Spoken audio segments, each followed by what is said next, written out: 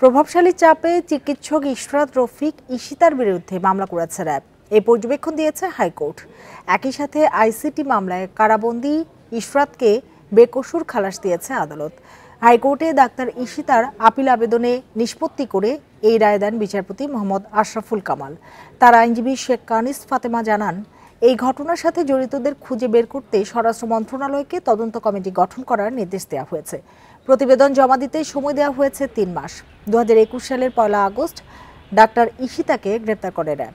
তার বিরুদ্ধে ভুয়া পরিচয়, মাদক ব্যবসা ও সনদ জালিয়াতির অভিযোগ করা হয়। বুধবার ৩ মামলার একটিতে ডাক্তার ইশরাতকে খালাস দেওয়া হয়েছে।